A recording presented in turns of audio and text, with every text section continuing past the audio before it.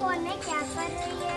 Games खेल रही हूँ। अगर तू गेम्स में बैठी रहेंगी तो तेरी आईज भी खराब होंगी, तेरे फ्रेंड्स भी नहीं बन पाएंगे और तू नई चीज नहीं सीख पाएंगी और तू आगे भी नहीं बढ़ पाएंगी और गेम्स में बैठी रहेंगी। तो इतना छोटा हो के इसकी समझदारी की बात कैसे समझाए?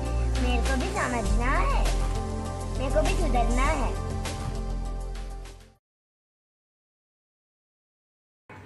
चाची बोली, दीदी तो क्या कर रही है? मैं सेल्फी ले रही हूँ। तेरे को पता है सेल्फी लेने से क्या होता है?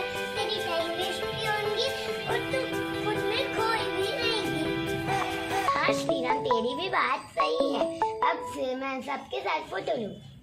तो आना दे सकते हो, तू भी दीदी तो गेम्स और सेल्फी तो छोटी, पर आप क्या कर रही है? श्रीराम, अब मैं कार्टून देख रही हूँ। दीदी है यूट्यूब में कितनी अच्छी चीजें सीखते हैं। अपन कुछ सीखे क्या? हाँ श्रीराम, कार्टून देखने से तो हमें कुछ मिलने वाला नहीं है। हम सर्च करके गाइड बनाना